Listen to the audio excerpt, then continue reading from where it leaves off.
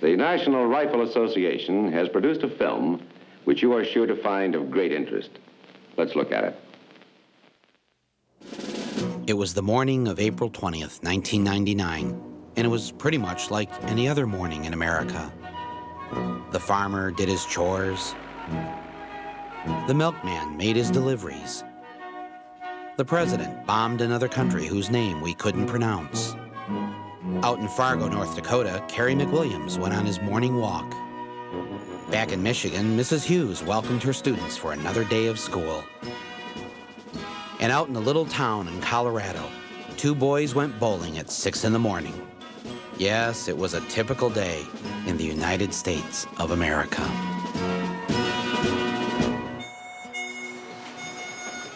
Can I help you?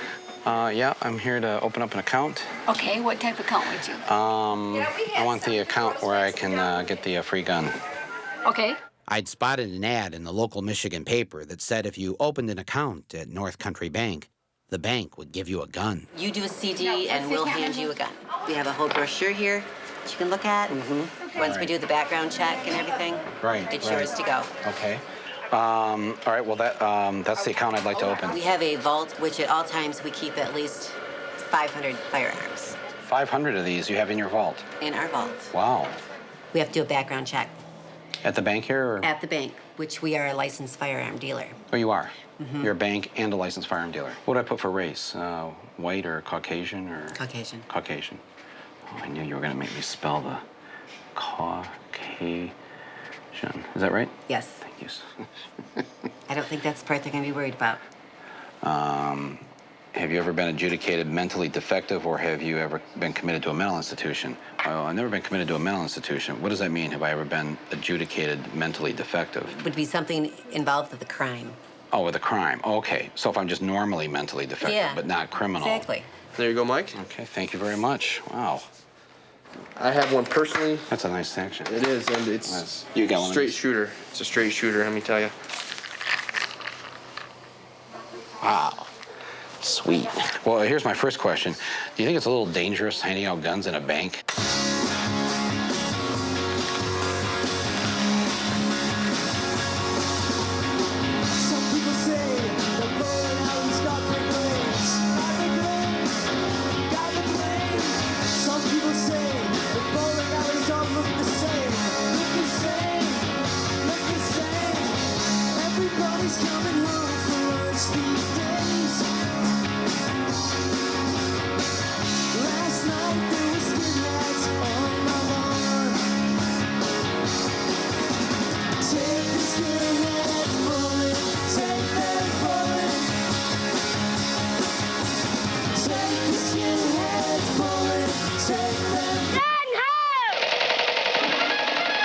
Each gun makes lots of battle sounds. Just press the trigger and listen. This sounds like a gun battle over there. Hey, is it real? Looks like real. Hey, it sounds like real. Right. The Sound of Power, Military and Western Rifles by Marks. This was my first gun. I couldn't wait to go outside and shoot up the neighborhood. Those were the days. I was born in Michigan, and I wish and wish again that I was back in the town where I was born. By the time I was a teenager, I was such a good shot. I won the National Rifle Association's Marksman Award. You see, I grew up in Michigan, a gun lover's paradise. And so did this man, the Oscar-winning actor and president of the National Rifle Association, Mr. Charlton Heston. We come from a state where everyone loves to go hunting. Even the dogs. There were actually two of the hunters at the camp. They thought they'd get a few pictures of the dog dressed up as a hunter to kind of, just have some fun around camp. And one of the guys had the idea that, why don't we sling a rifle on the dog's back to make the pictures a little more interesting. The victim was kneeling down in front of the dog when the weapon slipped. The one round went through the victim's shin, the right part of his shin, and came out through the back of his calf. Was the dog held at all for any period of time by the police? No, it wasn't. No. In Michigan, law basically states that people can commit crimes that animals aren't aren't some form of, whatever that could commit a crime. An animal cannot commit a crime or be charged with a crime in the state. Exactly. Is it possible that the dog, knew what it was doing? That I don't know. I really wouldn't be able to tell you that. Oh, the dog was cute dressed up as a hunter. There's no doubt about it. I mean, it was a funny picture. To look at it was kind of neat. Yep. This was the kind of place I was from. A box of 270s. Coming on. There you go. Perfect. Whoa. Sorry about that. Sorry. Sorry, didn't discharge. You don't need no gun control. You know what you need? We need some bullet control. We need to control the bullets. That's right. I think all bullets should cost $5,000. $5,000 for a bullet. You know why? Because if a bullet costs $5,000, there'll be no more innocent bystanders. Yeah, every time somebody gets shot, they'll be like, "Dad, he must have did something." Shit, they put $50,000 worth of bullets in his head. And people would think before they kill somebody if a bullet costs $5,000. Man, I would blow your fucking head off if I could afford it.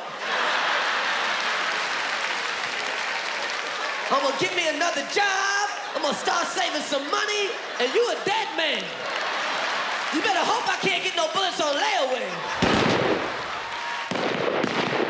Not far from where Charlton Heston and I grew up is a training ground for the Michigan militia.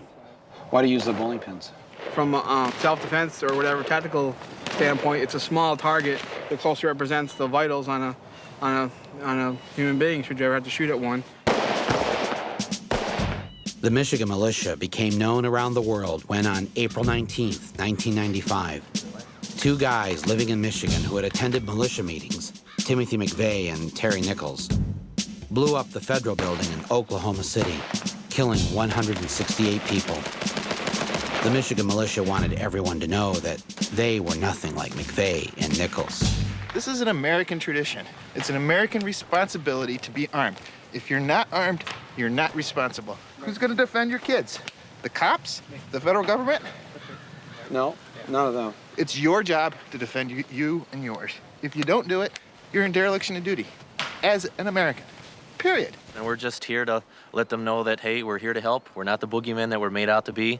We're here to help and defend the people of this country. I'm sure you guys are the kind of people that people would like to have as their neighbor. If somebody's in need, you're there to help them. Yeah, pretty much. And we're all normal people. We all have regular jobs, professions, and this is what we do on our own time. What kind of job do you have? I'm a draftsman. Draftsman, how about you? Unemployed right now. Unemployed?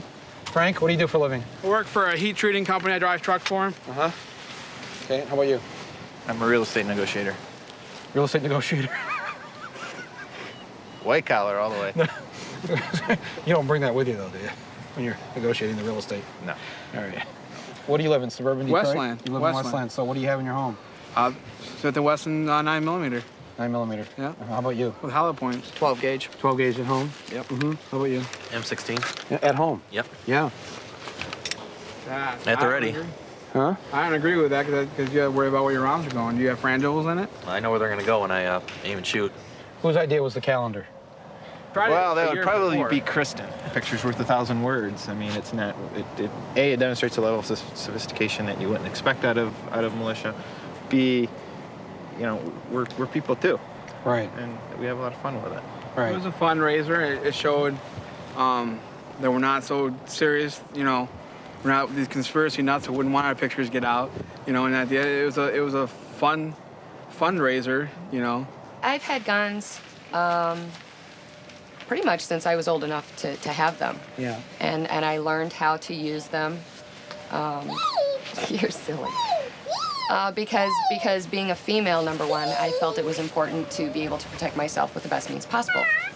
And one of those means is having a gun. When a criminal breaks into your house, who's the first person you're going to call?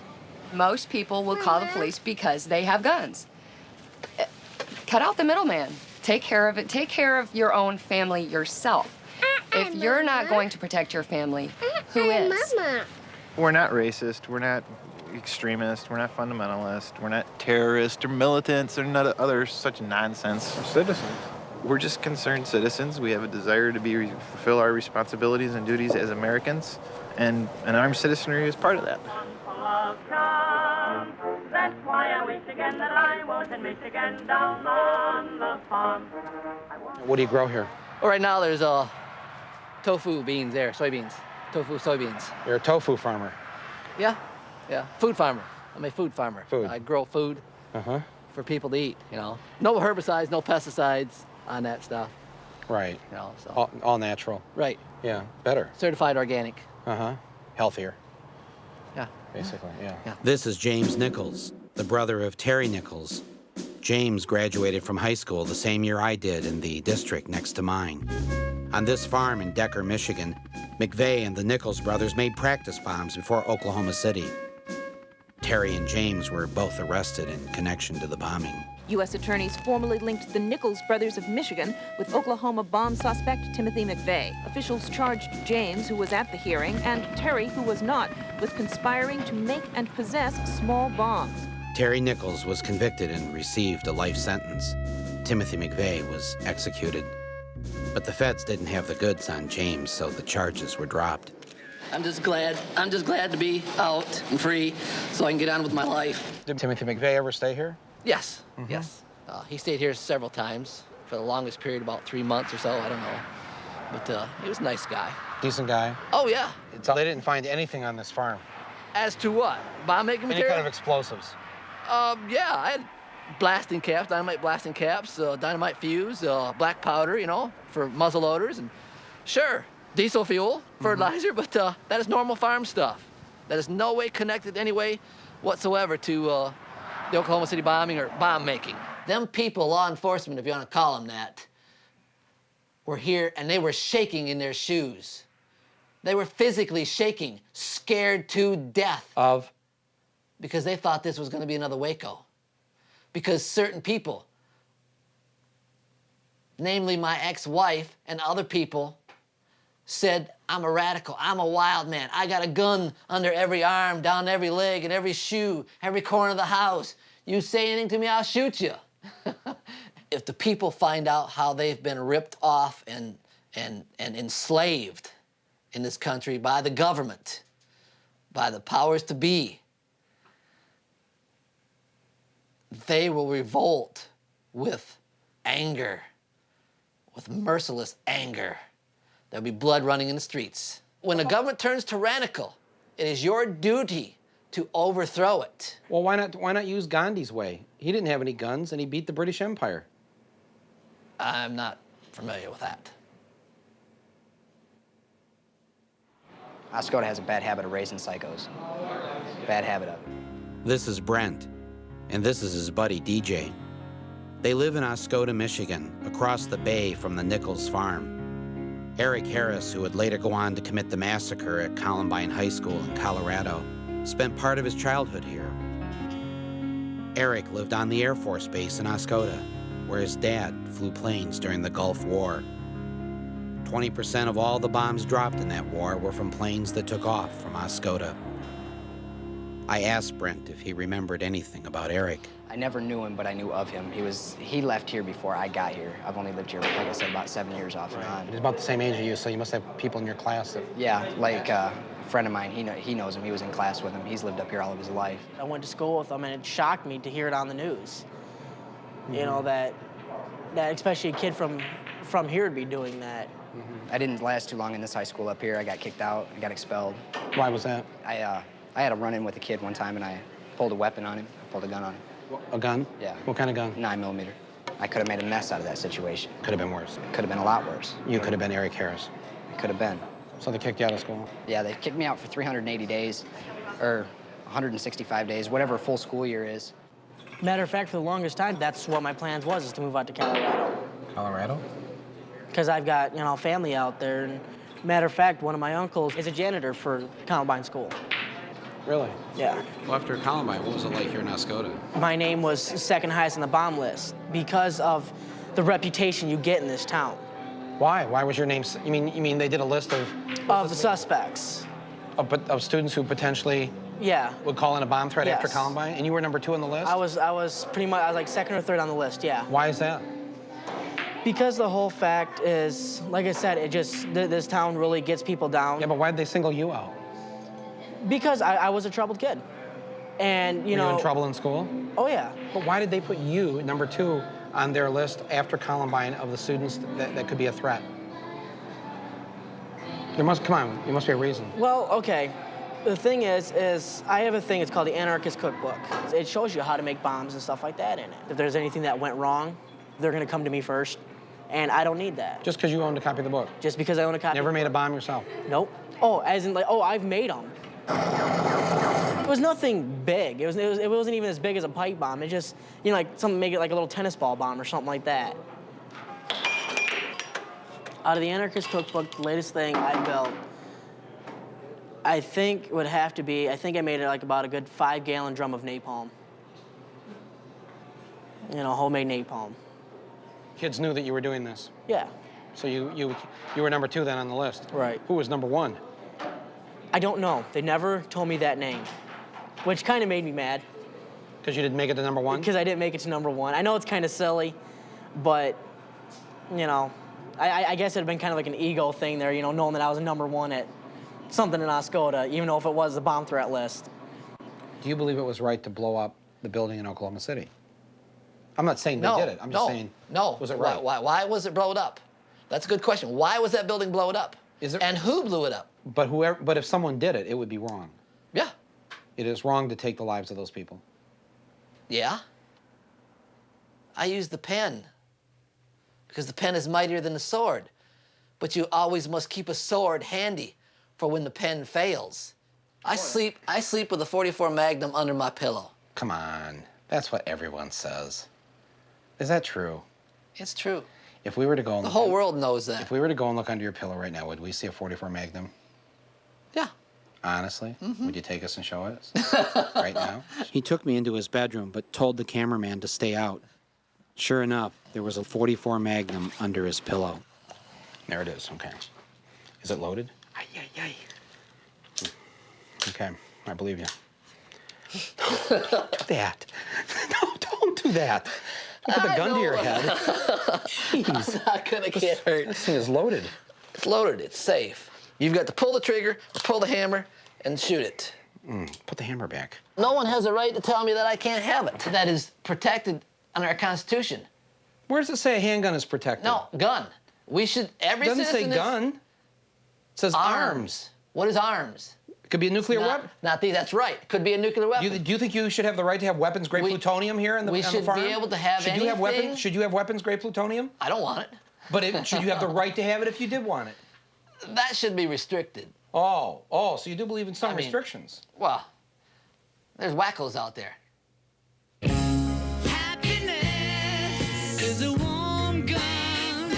The town of Virgin, Utah has passed a law requiring all residents to own guns.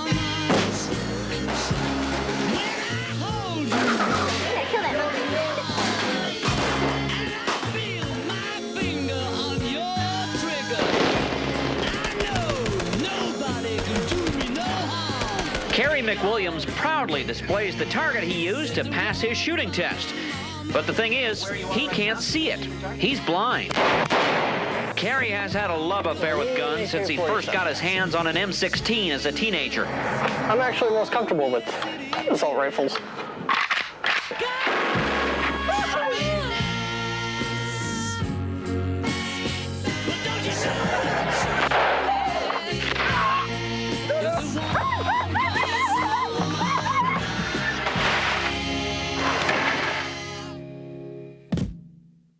This is a great place to raise your children. Really great place to raise your kids. Very close-knit community we have here. Everybody looks out for everybody. Good people. Good people. This just happens to be a place where two young men made very bad, very wrong decisions, and there has been international notoriety as a result of it. Other than that, I don't know that Littleton is a lot different than a whole lot of other suburban communities.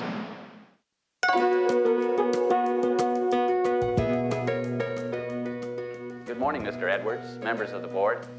I'd like to report that I found the perfect location for our new corporate office, South Metro Denver. You can see, I don't need these. because South Metro Denver has about the same amount of sunshine and precipitation as Southern California. It's so incredible. You're just going to have to see it for yourselves. How's this look, Mr. Edwards?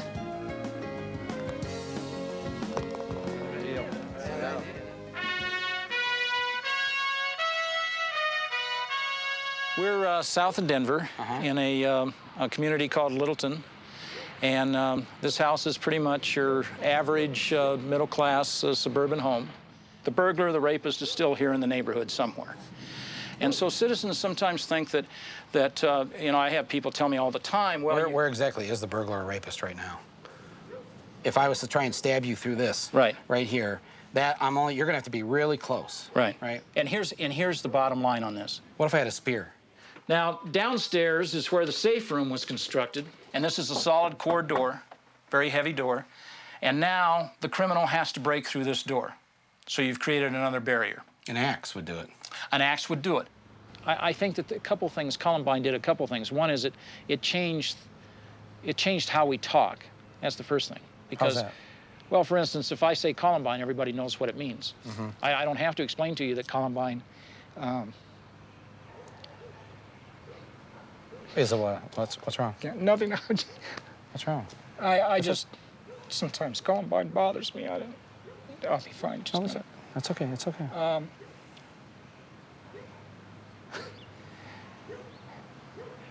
There's something overwhelming about that kind of viciousness, that kind of predatory action, that kind of indiscriminate killing.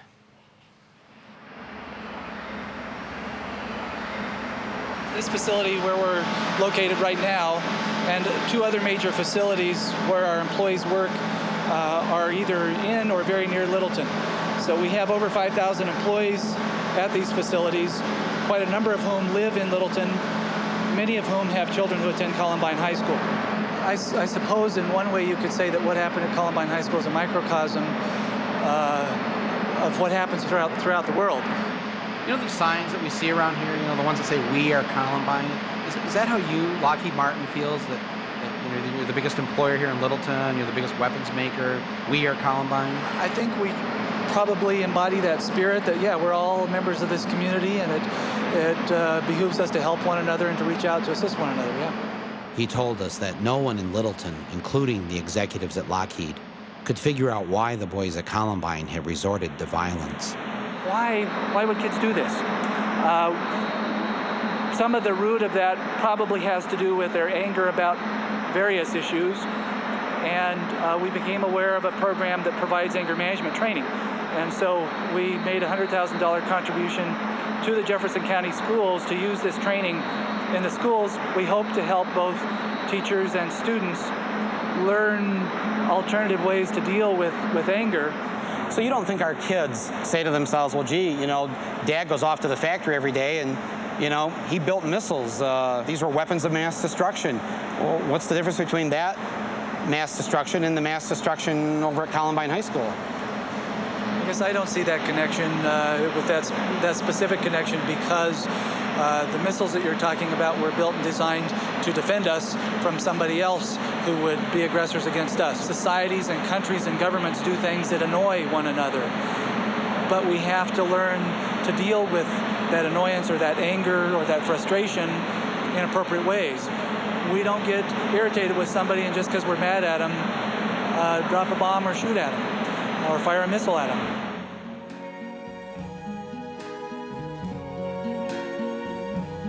I see trees of green, red roses too. I see them bloom for me and you. And I think to myself, what a wonderful world.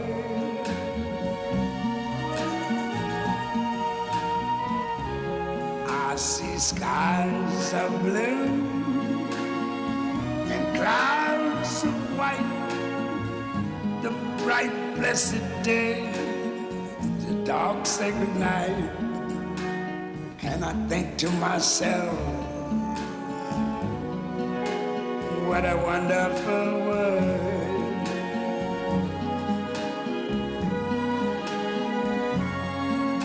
The colors of the rainbow, so pretty in the sky, are also on the faces of people going by. I see friends shaking hands, saying, how do you do? They're really saying, I love you. I hear babies cry. I watch them grow. They'll learn much more than I ever knew. And I think to myself, what a wonderful world. Yes, I think to myself, what a wonderful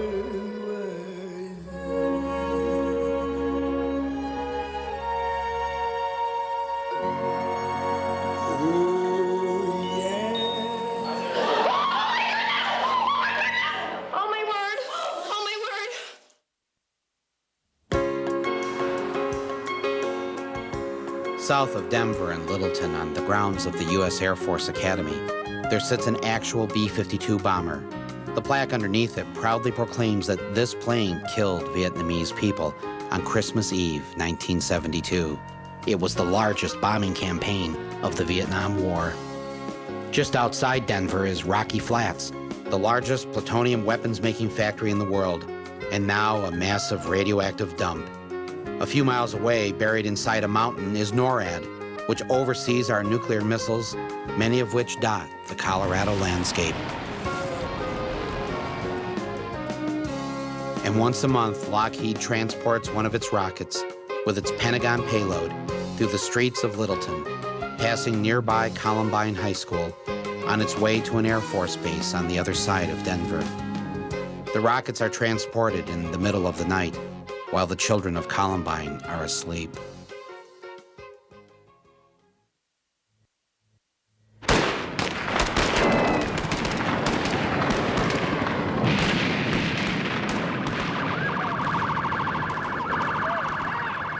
.22 NATO missiles fell on the village Bogutovac near Kraljevo. Deadly cargo was dropped on the residential part of the village.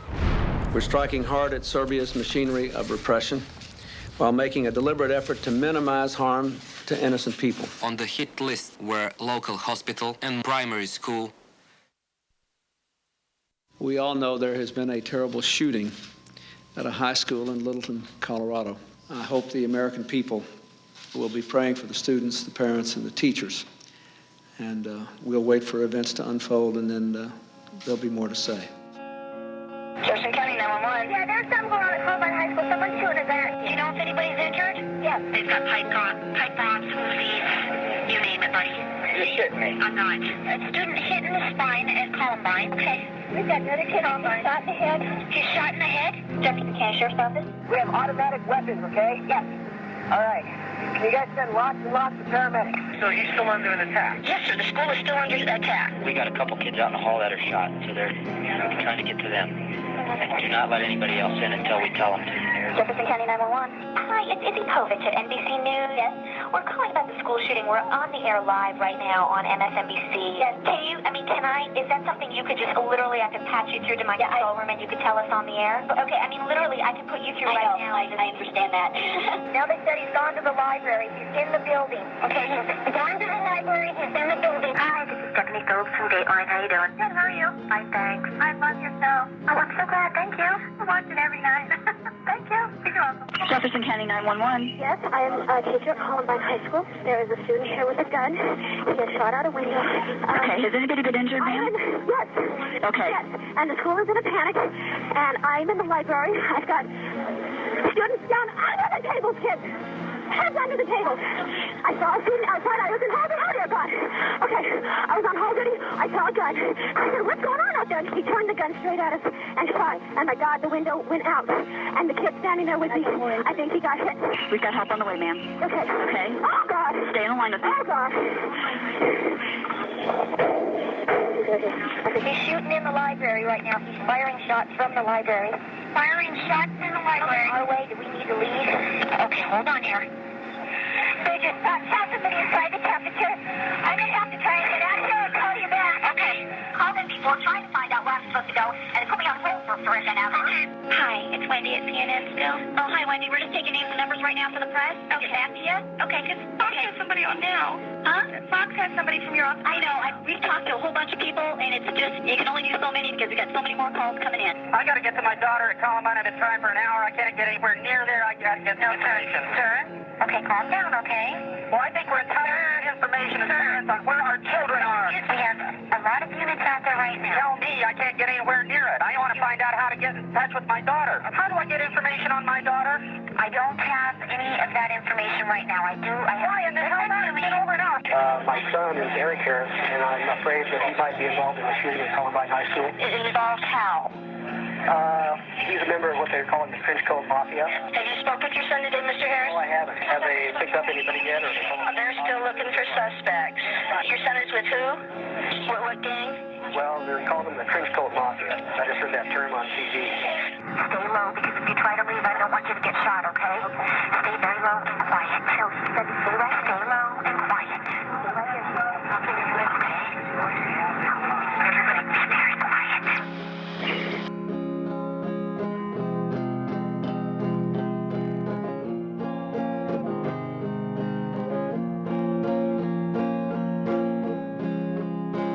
When the shooting was over, Eric Harris and Dylan Klebold had killed 12 students and 1 teacher. Dozens of others were wounded by the over 900 rounds of ammo that were fired. It is believed that the guns that they used were all legally purchased at stores and gun shows, and many of the bullets were bought at the Littleton Kmart just down the street. Harris's diary also detailed ideas about hijacking an airplane and crashing it into New York City. Some may characterize that as fantasy. In the end, they turned the guns on themselves.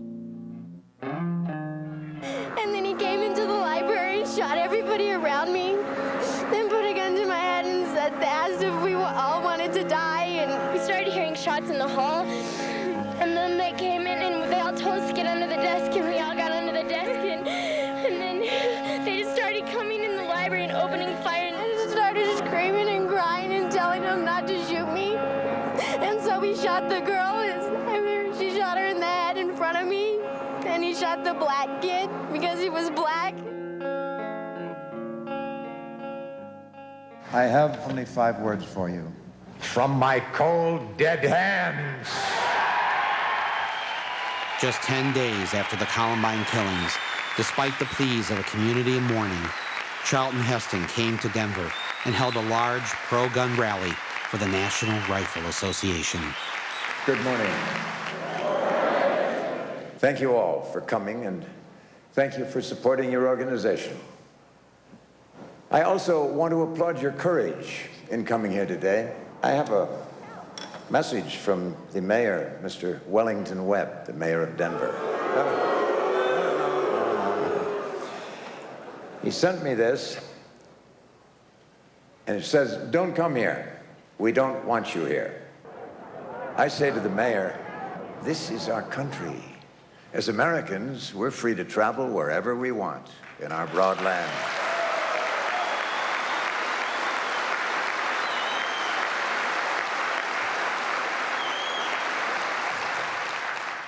Don't come here. We're already here.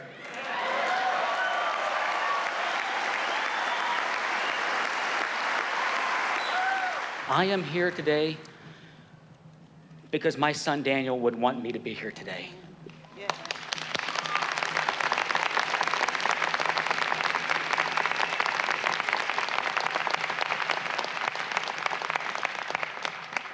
If my son Daniel was not one of the victims, he would be here with me today.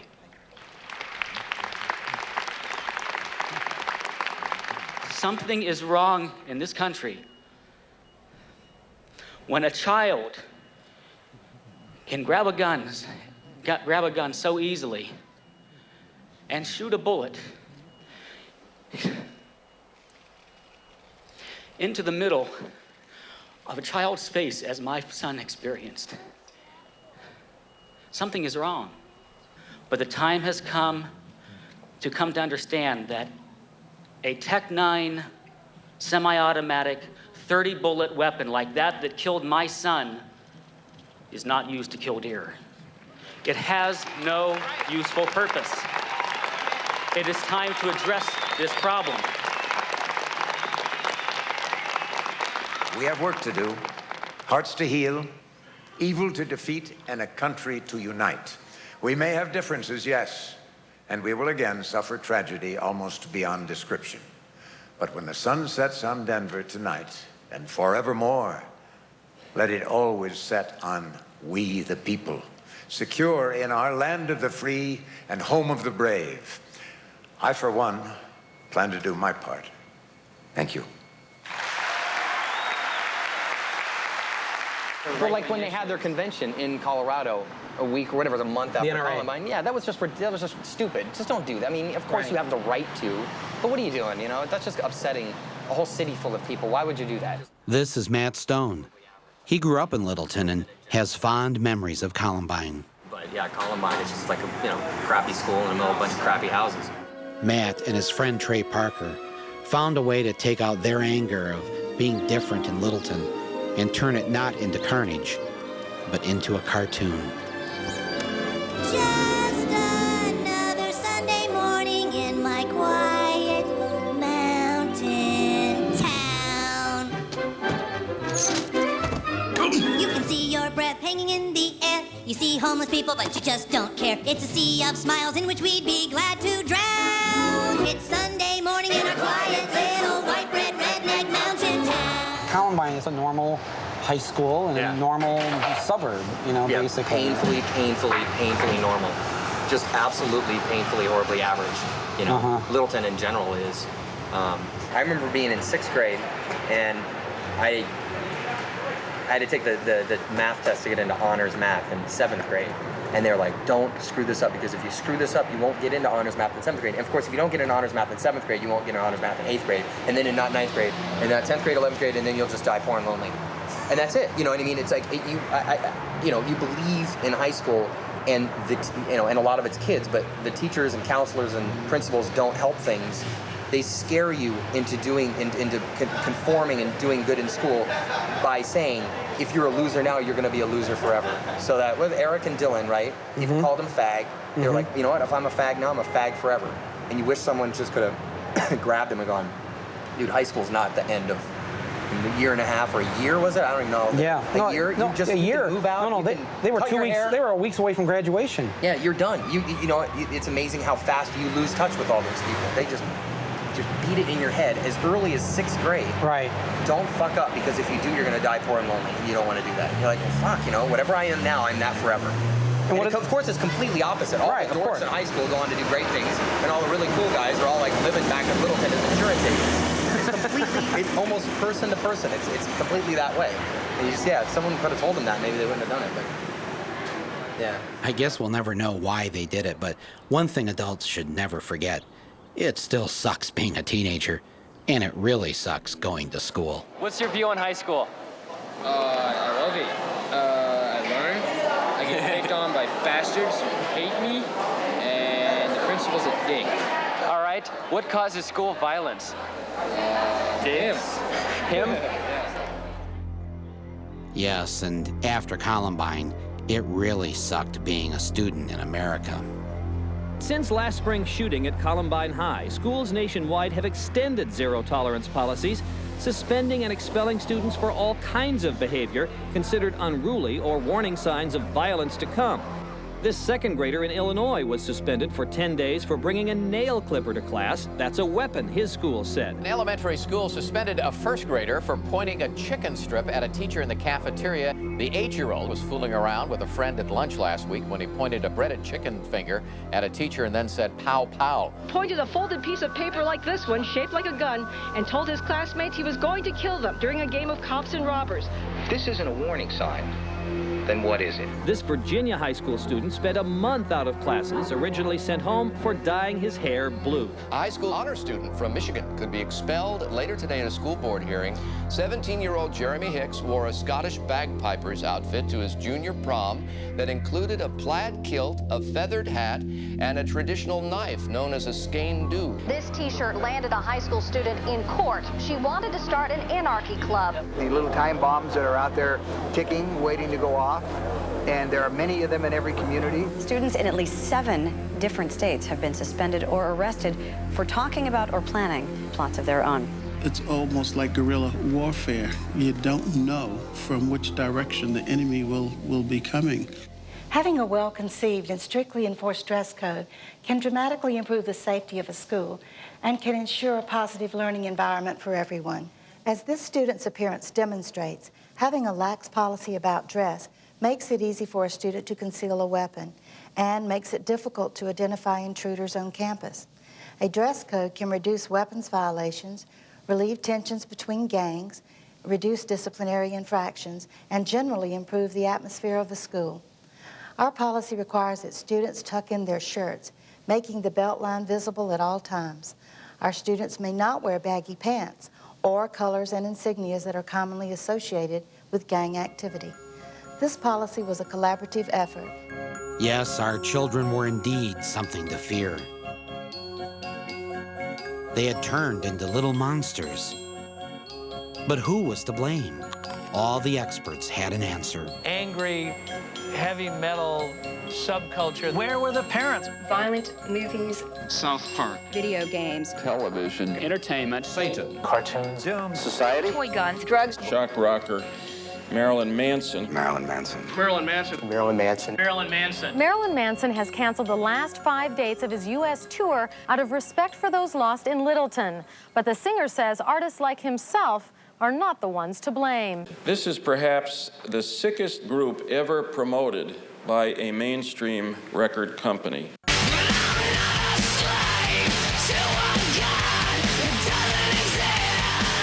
After Columbine, it seemed that the entire focus on why the shootings occurred was because the killers listened to Marilyn Manson. 2 years after Columbine, Manson finally returned to Denver. The Ozfest at Mile High Stadium brings shock rocker Marilyn Manson to Denver tomorrow. There were protests from the religious right, but I thought I'd go and talk with him myself. When I was a kid growing up, music was the escape. That's the only thing that had no judgments. You know, you can put on a record and it's not going to yell at you for dressing the way you do. It's going to make you feel better about it. Mm-hmm. Some will be so brash to ask if we believe that all who hear Manson tomorrow night will go out and commit violent acts. The answer is no. But does everybody who watches a Lexus ad go and buy a Lexus? No, but a few do. I definitely can see why they would pick me, because I think it's easy to throw my face on a TV because I'm, in the end, sort of a poster boy for fear. Because I represent what everyone's afraid of, because I do and say what I want. If Marilyn Manson can walk into our town and promote hate, violence, suicide, death, drug use, and Columbine-like behavior, I can say, not without a fight you can't. The two byproducts of that whole tragedy were violence and entertainment and gun control. And how perfect that was the two things that we were going to talk about with the upcoming election. And also then we forgot about Monica Lewinsky, and we forgot about the president was shooting bombs overseas, yet I'm a bad guy because I've sang some rock and roll songs. And who's a bigger influence, the president or Marilyn Manson? Do you know, I'd like to think me, but I'm going to go with the president. Do you know that the day that Columbine happened, the United States dropped more bombs on Kosovo than any other time during that war? I do know that, and I think that that's really ironic, you know, that nobody said, well, maybe the president had an influence on this violent behavior. No, because that's not the way the media wants to take it and spin and turn it into fear, because then you're watching television, you're watching the news, you're being pumped full of fear. There's floods, there's AIDS, there's murder. Cut to commercial. Buy the Acura, buy the Colgate. If you have bad breath, they're not going to talk to you. If you got pimples, the girl's not going to fuck you. And it's just this, it's a campaign of fear and consumption. And that's what I think that it's all based on, is the whole idea that keep everyone afraid and they'll consume. Mm-hmm. And that's really as simple as it can be boiled down to. Right. If you were to talk directly to the kids at Columbine or the people in that community, what would you say to them if they were here right now? I wouldn't say a single word to them. I would listen to what they have to say, and that's what no one did. I'm Nicole Schlief. And I'm Amanda Lamontagne. And you went to Columbine? Yes. And you were with Eric and Dylan in their class? Yeah, we were in their bowling class. You were in their bowling class? Yeah. What's bowling class? It's just an elective you can take for a gym credit. Where's the educational value of this? I guess there isn't really any. There's not. Is there any? Yeah, I learned how to bowl a lot better. Yeah. That's for sure. What were Eric Harris and Dylan Klebold like? Weird. Yeah. I mean, not very social. I didn't really know who they were. Yeah. Not very social. Just kind of kept to themselves. How good of bowlers were Eric and Dylan? When we played them, all I remember is they were just like crazy. They would just like chuck it down there, throw the ball down there. Didn't really care too much about how they bowled. They didn't really care about their scores. What were the suspects doing the morning of attack? I told you that I'd heard that they were bowling. That's the only thing that I'm aware of. So did Dylan and Eric show up that morning and bowl 2 games before moving on to shoot up the school? And did they just chuck the balls down the lane? Did this mean something? Well, I guess they went to their favorite class. Why wasn't anyone blaming bowling for warping the minds of Eric and Dylan to commit their evil deeds? Was it not just as plausible as blaming Marilyn Manson? After all, it was apparently the last thing they did before the massacre. But wait a minute. There's lots of bowling going on in other countries. And don't they listen to Marilyn Manson in Germany, the home of sinister goth music? Zum Gothic Festival. Don't they watch the same violent movies in France? No. Most of the violent video games are from Japan. Many people in America believe that it's the breakup of the family unit that's caused so many wayward youth to turn to violence. Save you the trouble. I'll run away and kill myself. How'd you like that? You can't keep me here. But statistics show that there are more broken homes and divorce in Great Britain than in the U.S. It's official. Fergie's marriage has ended. Liberals contend that it's all the poverty we have in America that causes all this violence. But the unemployment rate in Canada is twice what it is here. Of course, most people say it's because we Americans have a violent history, a violent past. Cowboys and Indians, the Wild West, a history of conquering and bloodshed. Well, if that's all it takes to end up with such a violent society like we have in America, how do you explain this?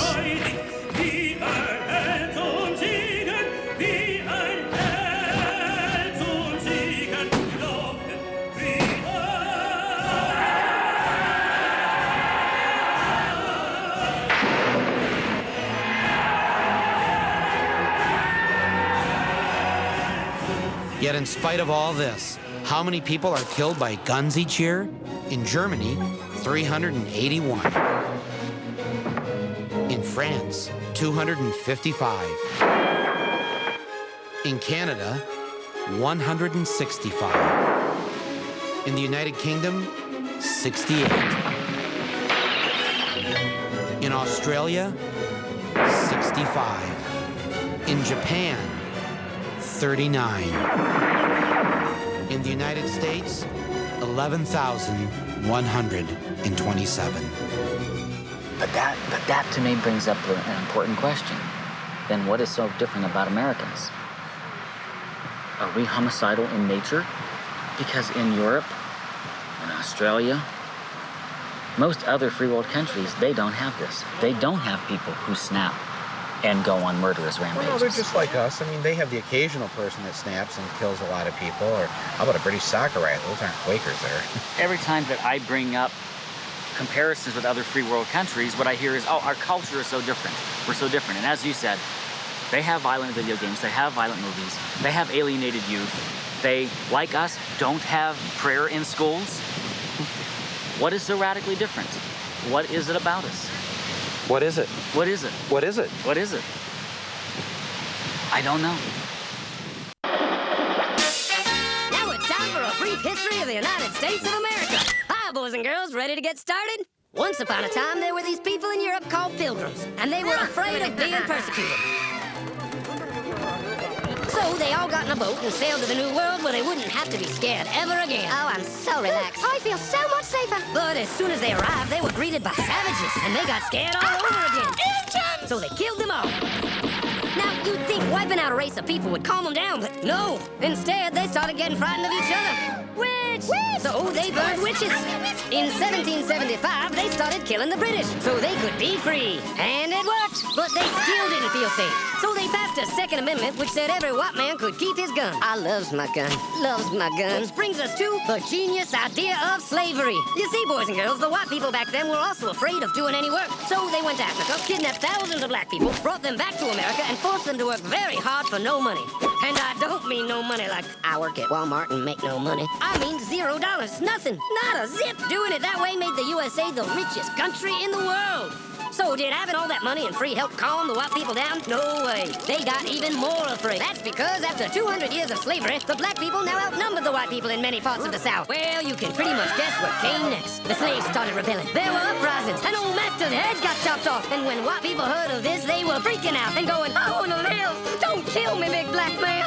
Well, just in the nick of time came Samuel Colt, who in 1836 invented the first weapon ever that could be fired over and over without having to reload. And all the Southern whites were like, yeehaw! But it was too late. The North soon won the Civil War and the slaves were freed. Yep, they were free now to go chop all the old master's heads off. And everybody was like, oh no, we're gonna die. But the freed slaves took no revenge. They just wanted to live in peace. But you couldn't convince the white people of this.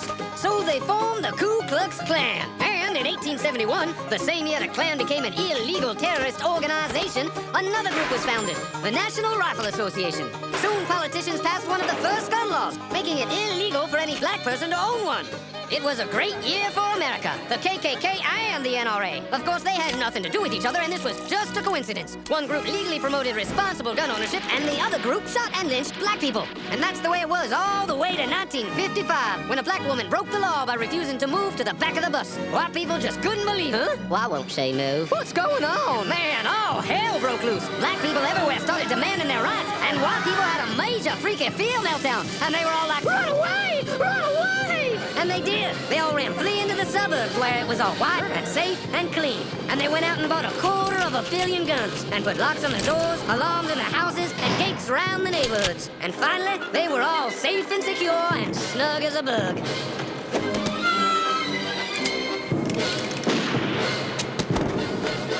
And everyone lived happily ever after.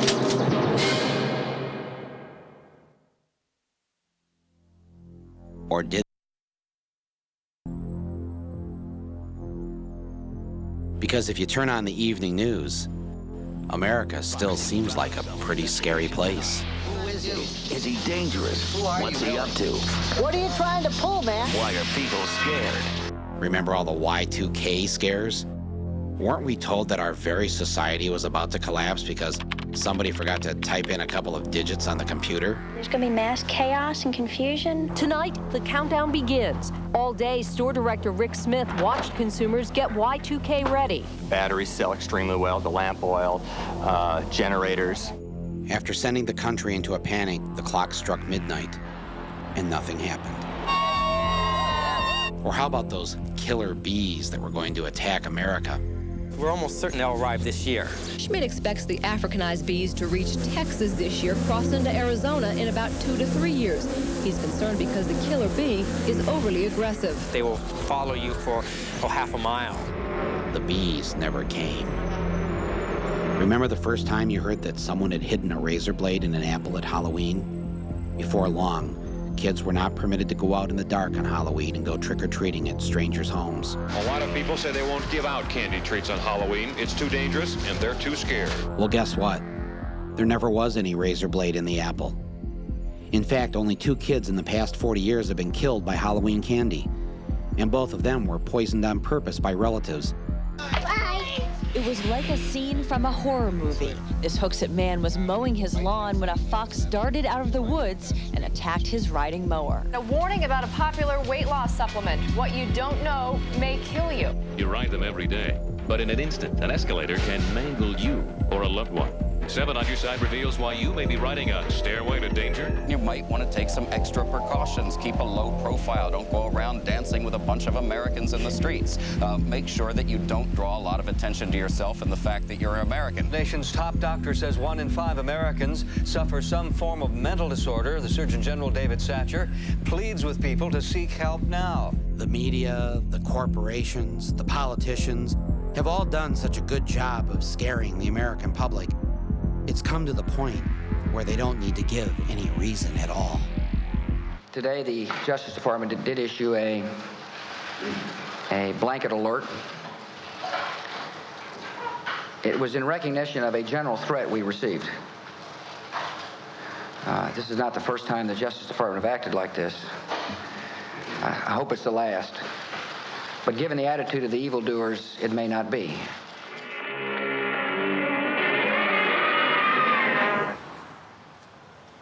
I just love these boulevards down here, though. Yeah. You don't get this in most of LA.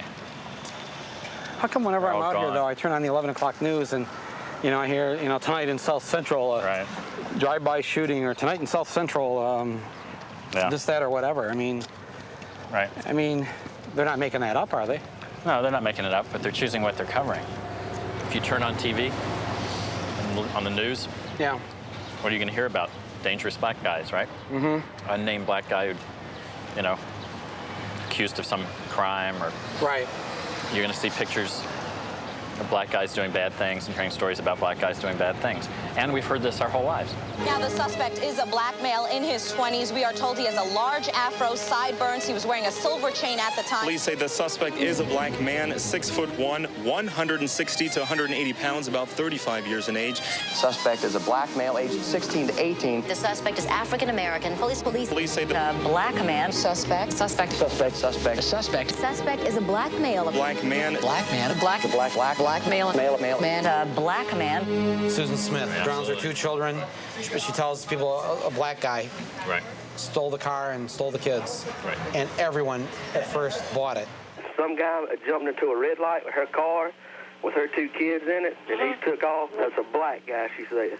Black male? Yes, ma'am. And I told him I loved him. I hollered I loved him.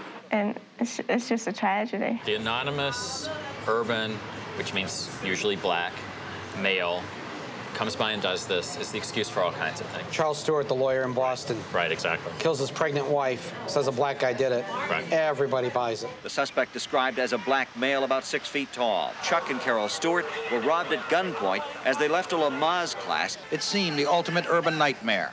The thing I love about this country of mine is that whether you're a psychotic killer or running for president of the United States, the one thing you can always count on is white America's fear of the black man. We've heard the stories on the news and in the papers, and they have killed people. Killer bees, also known as Africanized bees. I'm scared. I'm really worried with them. Rosemary Shibley never expected a nest of Africanized killer bees to shack up across the street from her. But I'm terribly allergic to them, and so are my grandkids. They're originally from southern and eastern Africa. Dr. Warwick Kerr brought some to Brazil in 1956 and tried to mate them with the European bee, the kind that we're used to. But they got loose, took over, and moved all the way to the southern United States. The main difference between a traditional honeybee and an Africanized bee is the bee's aggressiveness. If I was to do this to an Africanized bee's hive, I could have several hundred stings in a matter of minutes. Danny Self raises the kinder, gentler European bees, and he's done the research. The only way that you can tell the 2 of them is doing measurements on the body parts. Quite frankly, the black community has become entertainment for the rest of the community. Meaning what? The entertainment being that the crime of the day, if it bleeds, it leads, gets to be the front story, and then that becomes the perception in the image of an entire people, which couldn't be further from the truth, in my opinion. In fact, you'll find, I think most African Americans are quite adverse to gun possession. In suburbia, I think there's some notion that there's going to be an invading horde come from either the city or from someplace unknown to savage their suburban community. To me, it not only is it bizarre, but it's totally unfounded. And these pistols, curiously enough, weren't being taken off of kids in the city of Flint, but were being taken off of kids out in the out county area, in the suburban communities. I didn't think that's what you were going to say. I thought you were going to say that it's all these black kids in the inner city schools that had these guns. No, we've never really had many problems with the guns in the city. I mean, and not to say that we haven't, but we've had some. But that's never been the biggest problem. The biggest problem has been the gun possession by these adolescents in suburbia. How'd you get a gun? I stole mine. Where'd you steal it from? I stole it from a friend of mine. Where'd he get it? His dad owns a bunch of guns. What were you doing with the stolen guns? We went down to Detroit to try to sell them, because I can get like $1.50 a pop for a 9mm. Really? Yeah. Who are you trying to sell them to? Anybody that would really want them. Mostly gangs and stuff like that. Gangs in the city of Detroit? Yeah. Black? Predominantly. Yeah. So you're out now, you're okay? Yeah, I'm free now. I'm completely clear. You can keep selling guns? Well, I can't really keep selling guns. It's getting too risky, man. Everybody knows me up here. You know, people want guns or drugs or alcohol. They come to my house, and that's just too much.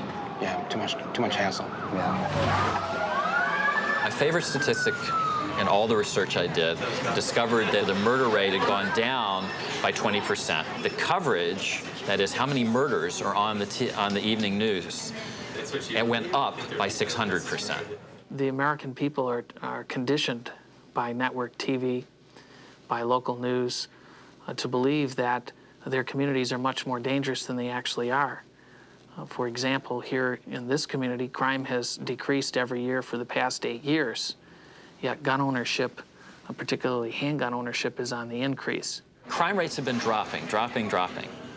Fear of crime has been going up. How can that be possible? It doesn't make any sense. But it makes perfect sense when you see what we're hearing from politicians and seeing in the news media. So we're right here on the corner of Florence and Normandy. This was kind of ground zero for the LA riots. Right. You know, if a couple of white guys go down and walk around South Central, they're going to get killed, which I can tell you is a common perception. The odds that something's going to happen to us are really, really slight, minuscule. Right. Okay. But, you know, if you look up there, you get a different symbol of the Hollywood sign. It means something very different than the corner of Florence and Normandy for most Americans and most of the world. You know, it means glamour and Hollywood, except that we can't see it. I can't see the Hollywood sign. Right. Where is it? Right. You can't see it because of something that's probably much more dangerous for us right now, which is the stuff we're breathing. The pollution that's blocking the Hollywood sign. We're breathing this. That's far more dangerous than all the other stuff the media is telling us to be afraid of. Right. As we left the corner of Florence and Normandy, I noticed that a number of helicopters had appeared in the sky. Within seconds, the news media started to arrive. So what's the story here? I'm waiting. I thought you would know. No, I don't know anything. Sergeant just told me it was a cop with a guy with a gun, but they're not sure. That's all they told me. Right. So it's no action. Like getting the camera down. I just happened to see the chopper. I'm going to another story. What story are you going to? It's a near drowning. It's a drowning? Near drowning. A near drowning. How about the story about how you can't see the Hollywood Hills because of the pollution? Could you maybe do a story on that tonight? Pollution, you found it good. Huh? I found it good. You can't see it. You can't see anything around here. If you have to choose between a guy with a gun and a near drowning of a baby, you can only be one place at one time. Which way? The gun. You go with the gun always. Go with the gun. Is it all over here? All over? All over? Not yet. Not yet. Not yet? Just wait for these sergeants down here. Yeah. To come down because they got all the details. Okay. Hey, I'm just wondering, I just got here to LA today. I can't see the Hollywood sign down in the hills there, down Normandy. I can't see the sign because of the pollution. Right. Is there anybody you can go and like arrest for like polluting up the air? Absolutely not. Nobody? No. Why is that? Why is that, Sergeant?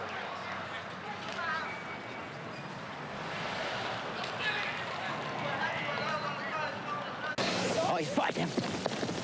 For over a decade, there has been one show on American television that has consistently brought black and white people together in an effort to reduce our fears and celebrate our diversity. That show is Cops. I went to see a former producer of Cops and executive producer of World's Wildest Police Videos, Mr. Dick Herlin. You look liberal up in the dictionary, and I think my picture's in there somewhere. But, yeah. So then, you know, why not be compelled to do, you know, a show that focuses on, you know, what's causing the crime as opposed to just chasing the criminals down? Because I think it's harder to do that show. I don't know what that show would be. Anger does well, hate does well, violence does well. Tolerance and understanding and trying to learn to be a little different than you were last year does less well. Does less well in the ratings. Oh, yeah. Maybe because we, in the television business, because we tend to demonize black and Hispanic people, then those watching it at home are going, I don't want to help those people. I'm not going to do anything to help them because I hate them now because they may hurt me. You know what I'm saying? I know what you're saying. I'm not sure that's what we're doing. I'm not sure we're demonizing black and Hispanic people, particularly. I don't think we show black and Hispanic people as being criminals. I'd like to say not more often, but probably they are more often. But I certainly don't think we're certainly not trying to demonize black and Hispanic people. We show them on the news, we show them on TV as pretty scary people. Yeah. And I agree. I think I'd like to see that reversed as much as possible. Start tonight. Well, the thing is, I don't know how to start tonight. I don't know how to tell that story. Well, if I was smart enough to do that. I'll pitch you one. Okay. All right. Do a show called not Cops, but Corporate Cops. Oh, corporation man, hey, corporate man, we're coming out to get you, better run while you can. We're coming out to get you, better run while you can. I love the idea. I don't think it would make very interesting reality TV. Unless we can get those people to get in their SUVs and drive really fast down the road away from the police. But I'm telling you, everyone in America who's got just your basic everyday, you know, job is going to love watching the boss being chased down the street with his shirt off, thrown to the ground and a knee to the neck. I'm telling you, that is going to get ratings. I'm with you. And if I can find a police outfit that would prosecute corporate criminals appropriately and would go after them appropriately. In other words, what you do to a man who's just stolen a lady's purse with $85 to it, then you need to do an appropriate response to a man who's just stolen $85 million from indigent people. Then, boy, we're going to be out there filming that. But as a matter of fact, when police go after the guy who's just stolen $85 million, they treat him like he was a member of the city council, as he may or may not be, and it's not exciting television. If you could get that guy to take his shirt off, right. Yeah, and throw his cellular phone at the police as they come through the door. Try to jump out that window, then we'd have a show. You watch violence on TV in a place like Canada, and you know it's not happening next door. You watch it here, and you know it is happening next door. Right. I think that's. I don't know what the difference is, but there's a big difference. Yeah, why isn't it? Why isn't it happening in Canada? Why aren't there, 10,000 murders a year? I don't know, but I want to go to Canada to retire or something because it sounds like where we want to be. I'd like to find out what that difference is, wouldn't you? Yeah, I'm trying to find out.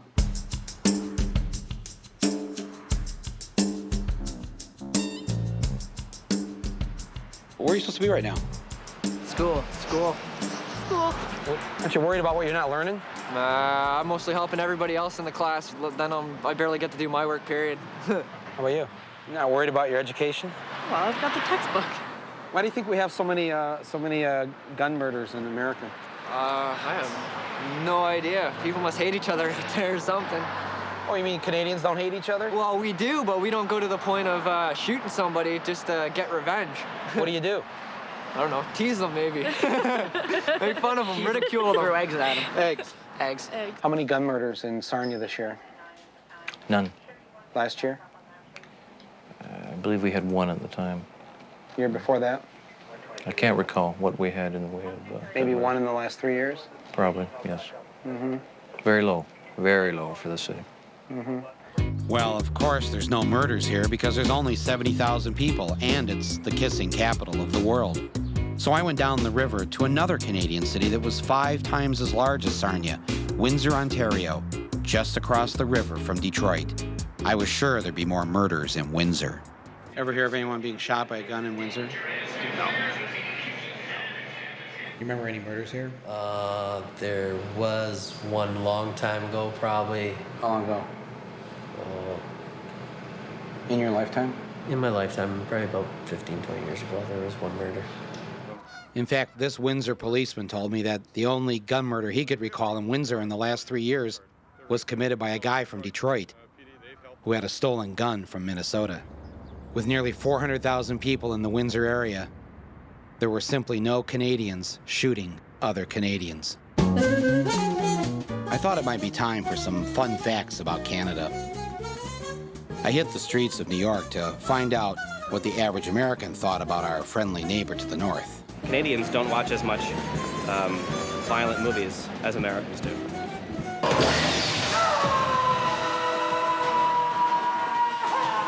That's wrong. Hordes of young boys all throughout Canada eagerly await the next Hollywood bloodbath. Then I wanted the guy gets his leg taken off. Yeah. Oh, wow. And there was a lot of girls there. Yeah, and naked.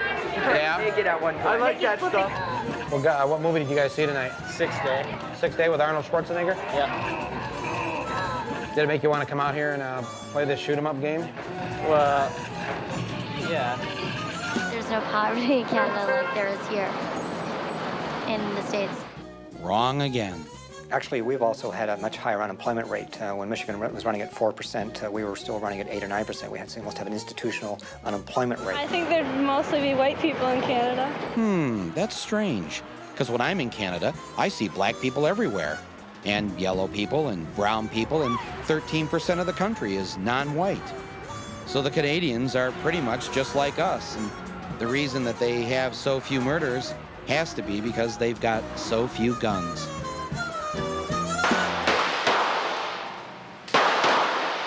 What kind of guns do you own? I hunt. I own rifles and shotguns. I own pistols. Mm-hmm. So how many guns total? Probably about 7. 7 guns? Yeah. You have a gun? I have a few guns. Really? How many guns do you have? Half a dozen. You could name how many people right now that own guns that you know? 2, 3, a dozen? More than that.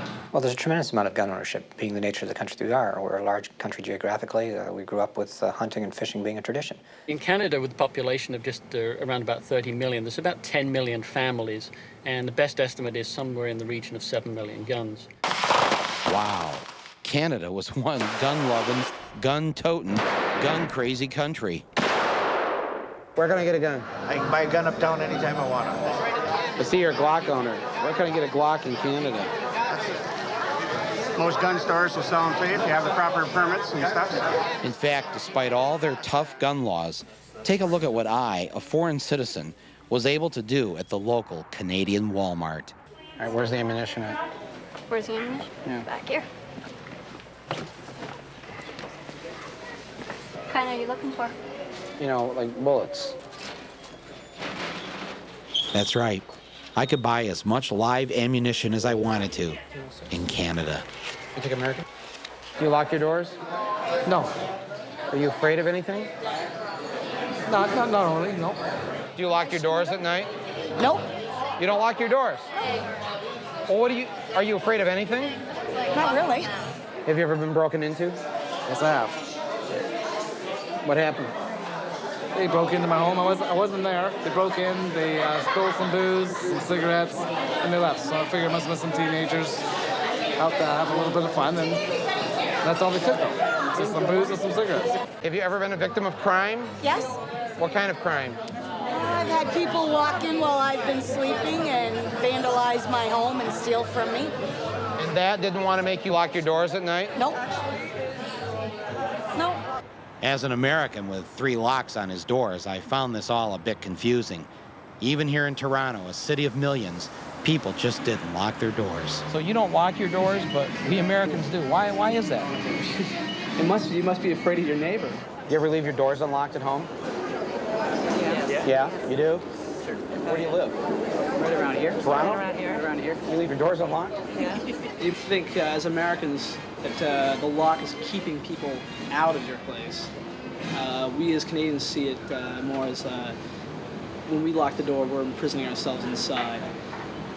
You don't want to do that? Not really, no.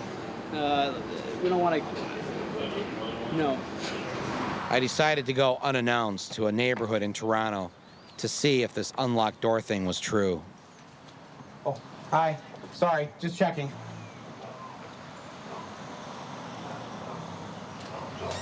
Oh, hello.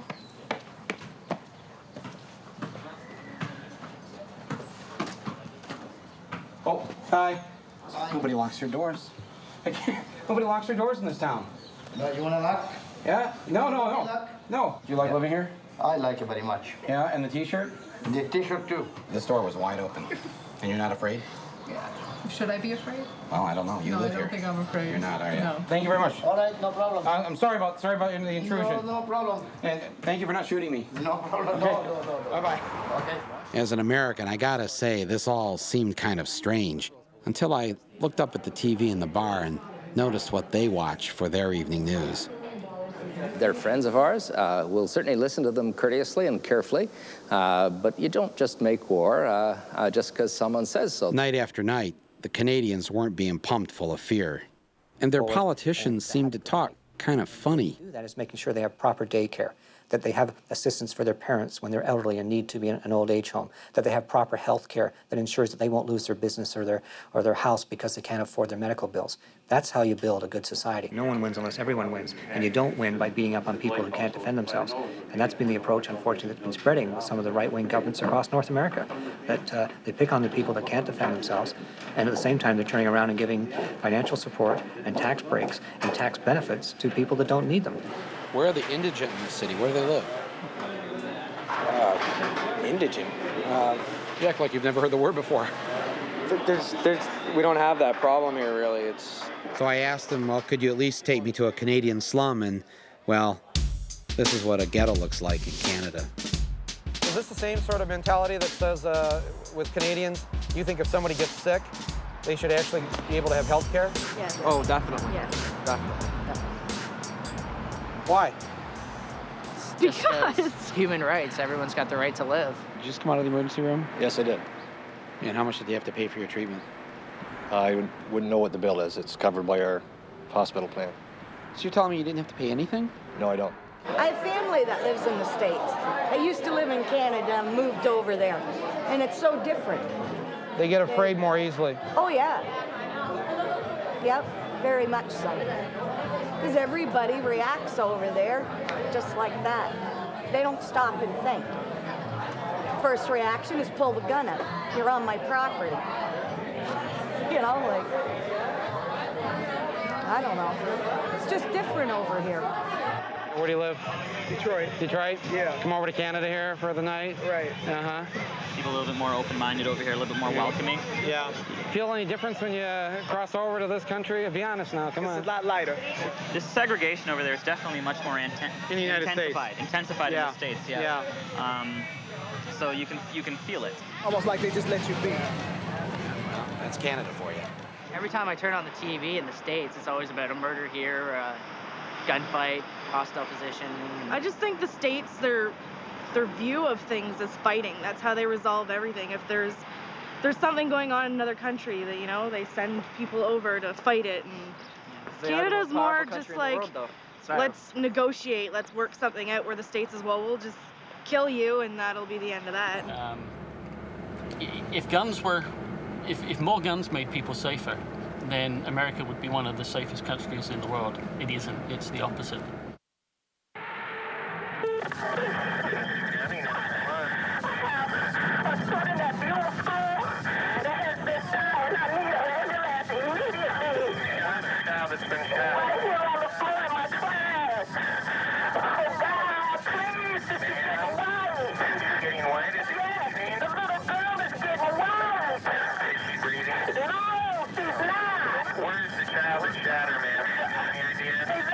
He's in the office? Yes. Oh, where was he shot? I can't tell. I don't see it. It's on the body.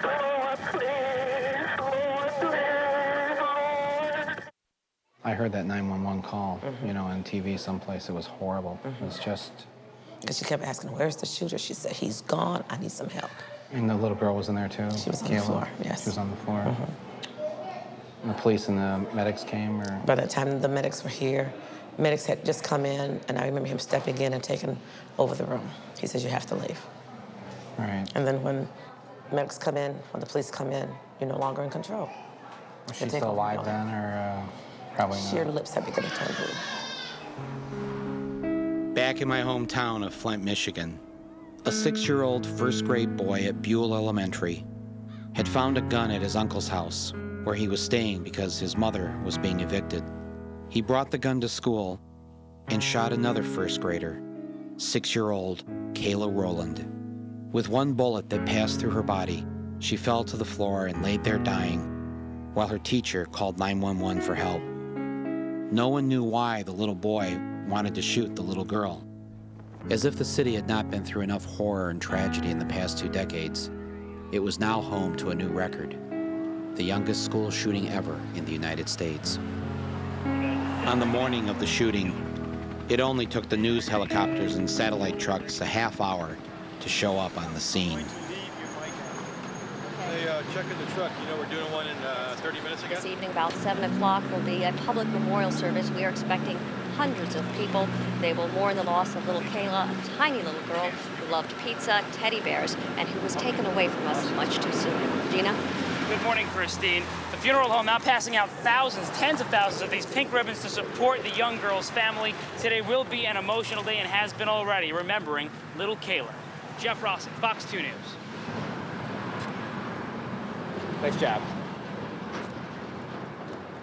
Yeah, Michelle, we're having technical problems, okay? Well, don't talk to me about it. Call our SAT truck. Get a haircut, man. I'm a pig. Rug. Here we go.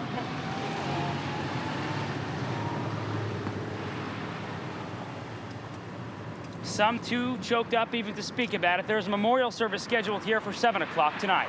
We're live in Flint, Michigan this afternoon. Jeff Rossick, Q13 reports. Thank you. Thank you. I kind of need it, don't I? Yeah, you do. I got number 10. I have some. I just didn't put it in. I didn't have a chance. I have hurricane proof. Hurricane. This man prayed for Kayla, then let the balloon go. I said we have the color picture, not the black and white card. There's plenty of media here that covered Columbine. You know, there are some networks, especially, that go from, unfortunately, tragedy to tragedy. And I feel bad for them, because that's all they see. The tragedies. Yeah, but we're just trying to crunch right now for the 5 and the 6. Today we're feeding CNN and Fox, so. The national media had never visited Buell Elementary, or the Beecher School District in which it sat, or this part of Flint ever before. And few, if any, of these reporters bothered to visit it, even when they were here now. If they had ventured just a block away from the school or the funeral home, they might have seen a different kind of tragedy that perhaps would contain some answers as to why this little girl was dead. For over 20 years, this impoverished area in the hometown of the world's largest corporation had been ignored as completely as it had been destroyed. With 87% of the students living below the official poverty line, Buell and Beecher and Flint did not fit into the accepted and widely circulated storyline put forth by the nation's media. That being the one about America and its invincible economy.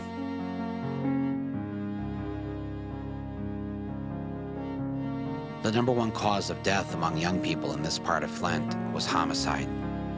The football field at Flint Beecher was sponsored by a funeral home.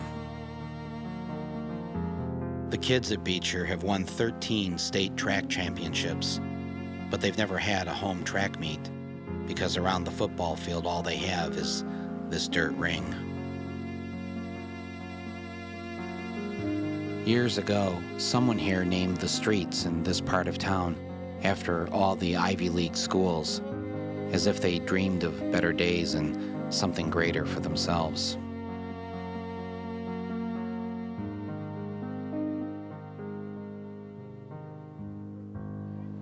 The children are doing well. Faculty and staff are doing well, but we don't forget. We don't forget. Just don't want this to happen to anybody else. You know, it's... I know. I know. I don't want it to happen to anybody else either. I thought I would, It's okay. It's okay. It's okay. It's okay.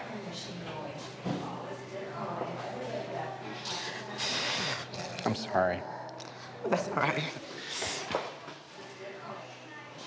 From my cold, dead hands. Just as he did after the Columbine shooting, Charlton Heston showed up in Flint to have a big pro-gun rally. Freedom has never seen greater peril, nor needed you more urgently to come to her defense than now. Before he came to Flint, Heston was interviewed by the Georgetown Hoya about Kayla's death, and even his own NRA website talked about it. We wanted to let the NRA know that we haven't forgotten about Kayla Rowland. How could they come here? To me, it's like they're rubbing their nose in it. I was shocked and appalled that they would come here. Heston was asked by a local reporter why he came to Flint after the tragedy at Buell, and what did the NRA have to say about 6-year-olds using guns. We spend $1 million every year, and we teach it to 5 and 6-year-olds. We say, if you see a gun, don't touch it, leave the room, call an adult. And then Moses himself showed up. Right here in the city of Flint? Right here in Flint. Were there people that wanted you to try this child or to even try him as an adult? Oh, yeah. There were people from all over America that wrote and called and sent mail, and it was amazing to me. Groups that were affiliated with the NRA, groups that, you know, people what I call gun nuts, writing me and telling me what a horrible thing it was that I had admonished homeowners in our country to be careful about bringing weapons into their home. They wanted this little boy hung from the highest tree. I mean, there was such an undercurrent of racism and hate and anger. It was ugly. That's a picture that the little boy that was involved in the Buell school shooting, once he was brought back here to our office, about 15 minutes after the shooting took place, I gave him some crayons and stuff to kind of occupy him a little bit. And he came over and drew that picture for me, because at the time I had pictures of behind my desk that my children had drew for me, and he wanted to draw me one to hang on my desk. This is what he drew for you. What did he say this was? That's him at his house. That's him at his house, right here. And why did you decide to hang on to it? Because of the gravity of the situation and what had occurred, and he asked me to hang that behind my desk, so I put it in a frame, and that's where it'll stay. Tamarla Owens was the mother of the 6-year-old boy. In order to get food stamps and health care for her children, Tamarla was forced to work as part of the state of Michigan's Welfare to Work program. This program was so successful in tossing poor people off welfare that its founder, Gerald Miller, was soon hired by the #1 firm in the country that states turn to privatize their welfare systems. That firm was Lockheed Martin. With the Cold War over and no enemy left to frighten the public, Lockheed had found the perfect way to diversify and the perfect way to profit from people's fears, with an enemy much closer to home. Poor black mothers like Tamarla Owens. So you've got a one-parent family, and the mother's traveling 60 miles, an hour and a half away to go to work, an hour and a half to come home. How does that help a community? And but that's part of the state, you know, making parents responsible, making them work for their Welfare to work. Welfare to work. That's a program that ought to be stopped because it really has no merit. I think it adds more to the problem than it does to solve it. Really? I do. You're the sheriff and you feel this way? I do. I do. I wish I could put 2 parents in every home and make every parent equally responsible, but you can't do that. But we're not doing anything by taking the one parent and putting them on a bus and sending them out of town to make $5.50 an hour. This is the bus that she was forced to ride every day in order to work off the welfare money the state had given her. She and many others from Flint who were poor would make the 80-mile round-trip journey every day from Flint to Auburn Hills in Oakland County, one of the wealthiest areas in the country. Tamarla would leave early in the morning and return late at night, rarely seeing her young children. What's the point of what's the point in doing that? Where does the state benefit? Where does Flint and Genesee County benefit from that? We have a child dead. I think that may be in part of the problem.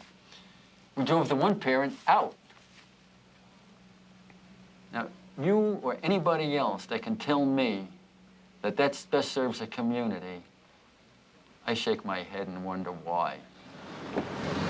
How long have you been riding the bus? I've been working here just about 3 years now. About 3 years? Yeah. I got my brother working here. Half of my neighborhood works out here.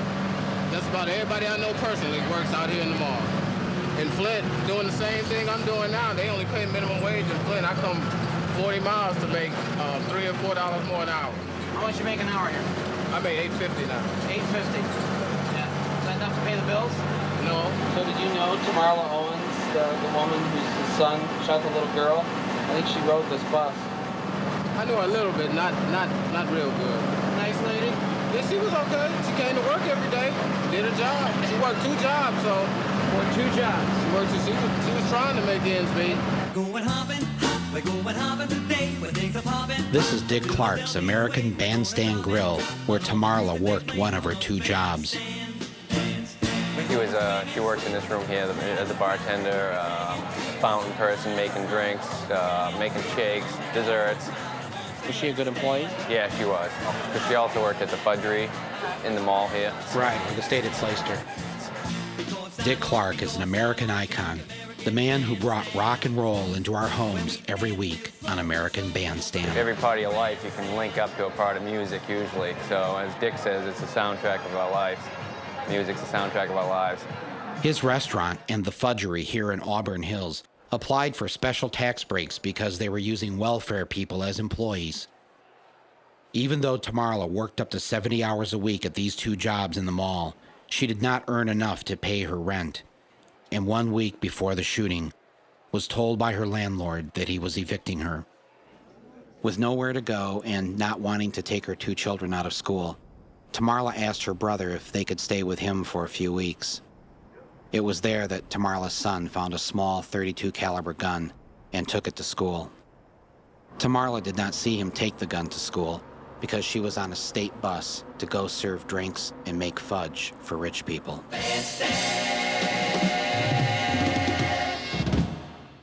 I decided to fly out to California to ask Dick Clark what he thought about a system that forces poor single mothers to work 2 low-wage jobs to survive. I'm doing a documentary on these school shootings and guns and all that. And in my hometown of Flint, Michigan, which this little 6-year-old shot a 6-year-old. Get in the car, Dave. In class. Watch your hand. Oh, sorry. I'm sorry, we're really late. Anyways, but the mother of the kid who did the shooting works at Dick Clark's All-American Grill in Oakland County. And it's a welfare to work program. And these people are forced to, Dick, no. I want you to help me to convince the governor of Michigan it's a welfare to work. These women are forced to work. They've got kids at home. Dick. Oh, jeez. In George Bush's America, the poor were not a priority. And after September 11th, 2001, correcting America's social problems took a back seat to fear, panic, and a new set of priorities. One way to express our unity is for Congress to set the military budget, the defense of the United States, as a #1 priority and fully fund my request.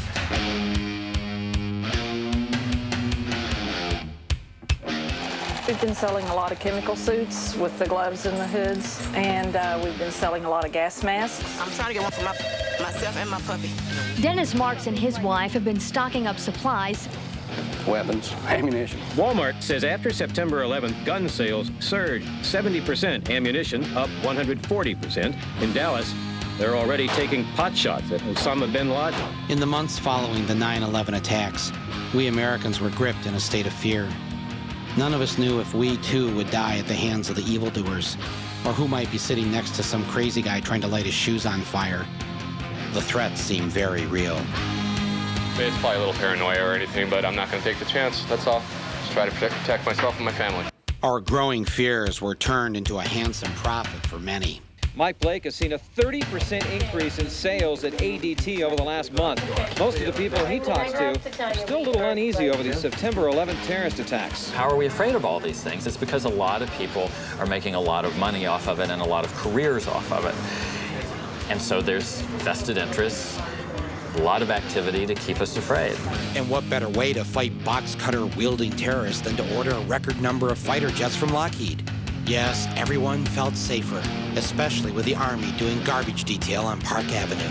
And the greatest benefit of all of a terrorized public is that the corporate and political leaders can get away with just about anything. Now, I never seen a better example of cash and carry government than this Bush administration and Enron. There were a lot of things that I didn't know after the World Trade Center attack, but one thing was clear. Whether it was before or after September 11th, a public that's this out of control with fear should not have a lot of guns or ammo laying around. Well, I was shot with a Tech 9. 9mm? Yeah. Yeah, it was I guess it was supposed to be semi-automatic, but it kind of seemed like fully automatic to me, from what I remember. This is Richard Castaldo, and this is Mark Taylor. Both of these boys were shot the day of the Columbine massacre. Richard is paralyzed for life and in a wheelchair, and Mark is barely standing after numerous operations. The kids at Columbine had to pay a penalty. We paid a penalty that day for this nation. The way we look at it, Mark and Richard were disabled and suffering from the 17-cent Kmart bullets still embedded in their bodies. As they showed me the various entry points for the bullets, I thought of one way we could reduce the number of guns and bullets laying around. I asked the boys if they'd like to go to Kmart to return the merchandise. ready? You go. Me? Yep.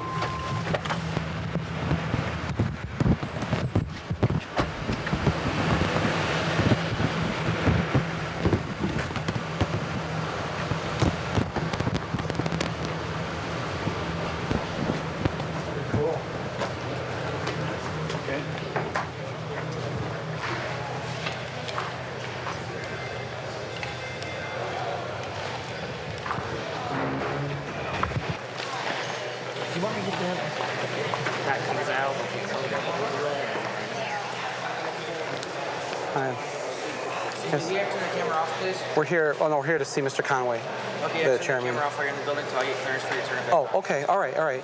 Okay, turn it off. Yeah. Hi, Michael. Hi. How are you? I'm Mary Lorenz. I'm Director of Media Relations for Kmart. Oh, good. All right. Good. How can I help you today? Well, I'm here today. This is Richard Castaldo. Richard, nice to meet you. And this is Mark Taylor. Mark. And they're students from Columbine High School. They were shot.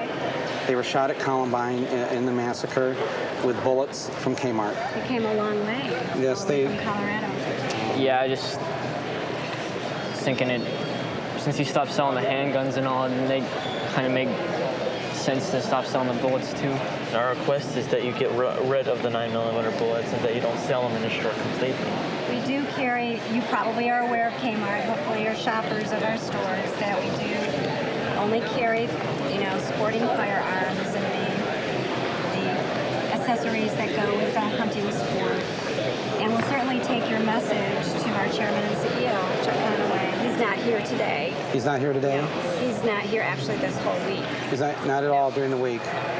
Do you have a limit on the number of bullets, ammunition that people can purchase? I can't answer these questions for you. I'm not the merchandiser who places those products in our stores. Can we speak to that person? But I can get answers to those questions for you if you would like to leave your card, and I can get those answers. No, we don't want to leave a card. Let me just be blunt. The reason why we can't take a card and come back is because Mark here, he's got a Kmart bullet just an inch away, right? Yeah. From your aorta. In between my aorta and spine. In between your aorta and spine. Well, I'm glad to see, though, that you're still able to stand. And I told them that somebody here would listen. Somebody here would take the request seriously. Not just a PR person, but somebody who has some authority and who can answer some of the questions that they want answered. Kmart does care about this, but I can't go any further right now. So until I make a call, I'm going to go back to the office and see if there's anyone in merchandise. Mary went back upstairs, and 2 hours later, She brought down this guy whose job it is to buy the bullets for Kmart. Stay out of trouble. We're not the ones in trouble, guys. Mark thought he'd show him his bullet wounds. Those are his bullet holes from your bullets. That's where the Kmart bullets went in. Well, take care. Is anybody else going to come down? Is anybody else going to come down? Is that it? Let me check. Okay, thank you. We waited around a couple more hours, but no one else came down. As we left the building, Mark came up with an idea. He suggested that we go to the nearest Kmart and buy out all their bullets. Just take as many of those as you can.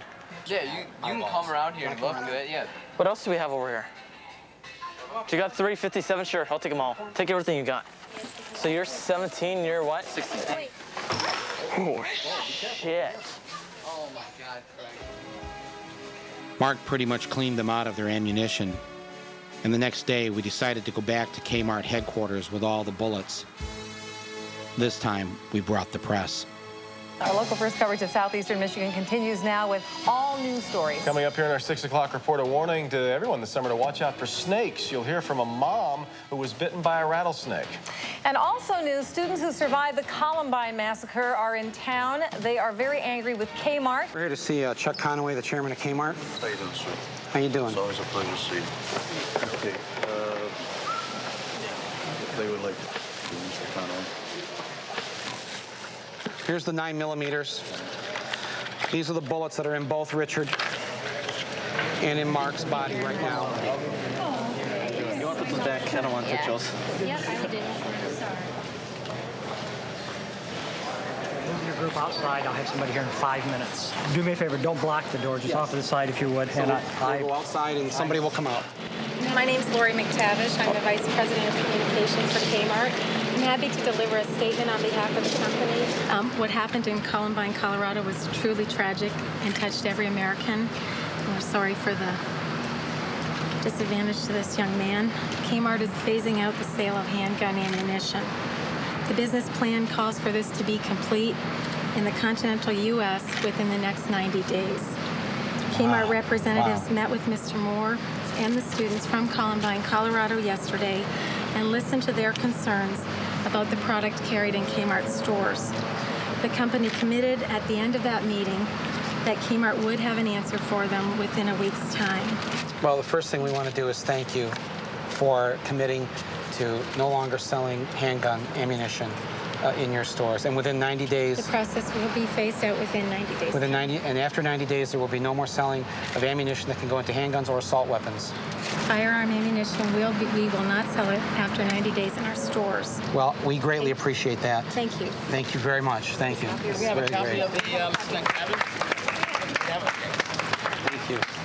Wow, that blows my mind. That's more than what we asked for. This is remarkable. Yeah. This is remarkable. Yeah. Well, like I told you. I didn't get it. Did you think? I'm like, we were ready. We're just getting ready to. We're going to the airport. Going to the airport. The kids from Columbine had scored an overwhelming victory against Kmart, and it inspired me to do something that I knew I had to do. All I needed was a star map.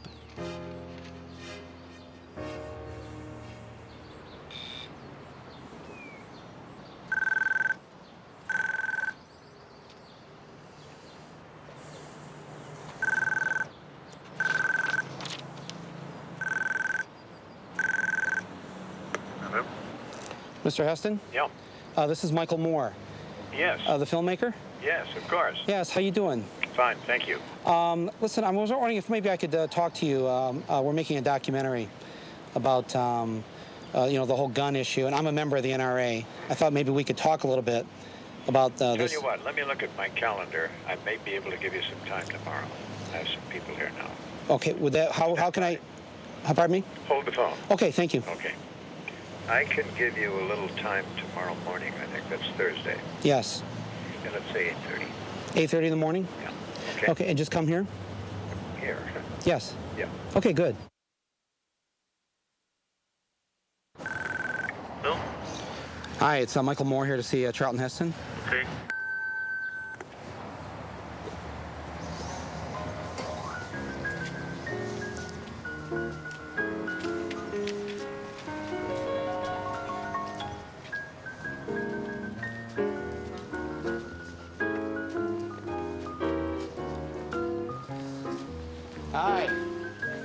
Good morning.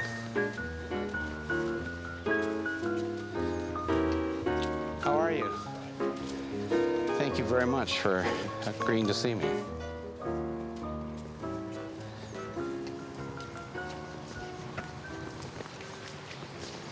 He took me out to his pool and tennis house so we could have a chat. I told him that I was a lifetime member of the NRA and showed him my membership card. Good for you. Well done. I assume you have guns in the house here? Indeed I do. Uh-huh. And bad guys take notice. So you have them for protection? Yeah, sure. Mm-hmm. Have you ever been a victim of crime? No. Never been assaulted or no violence toward you, but you have guns in the house. Loaded. They're loaded. No. Well, but let me ask if you this. really need a weapon for self-defense, you need it loaded. Okay, but why do you need it for self-defense? Because I don't. Yeah, you've never been a victim of crime. You haven't been assaulted here. You haven't been. That's true. You know, why would you? So why not? Why don't you unload the gun? Because the Second Amendment gives me the right to have it loaded. Oh, I agree. I totally agree with that. Yeah. But I'm just saying, you know, I mean, the Second Amendment gives me a lot Let's of say rights. it's a comfort factor, you know. It gives you comfort to know that there's a loaded gun. Yeah. But comfort meaning that it allows you to relax and feel safe. Not worry about it. Not worry. Not be afraid. And I'm not really, but I'm exercising one of the rights passed on down to me from those wise old dead white guys that invented this country. If it was good enough for them, it's good enough for me. But you could still exercise the right just by having the gun unloaded and locked away somewhere. I choose to have it. What sort of strikes me as interesting is that in other countries where they don't have the murder rate, the gun murder rate that we have, that you know, many people say, well, that's because they don't have guns around. You can't. It's hard to get a gun in Britain or Germany or whatever. But we went to Canada, and there's 7 million guns in 10 million homes. There won't be very long. But you know, but hear me out though. Look, Canada is a nation of hunters, millions of guns, and yet they had just a few murders last year. That's it, of a country of 30 million people. Now, why? Here's my question: why is it that they've got all these guns laying around, yet they don't kill each other at the level that we kill each other? I think American history has a lot of blood on its hands. Oh, and German history doesn't? No. In British history? I don't think as much. Oh, Germans don't have as much blood on their hands? They do, yes. The Brits, they ruled the world for 300 years at the barrel of a gun.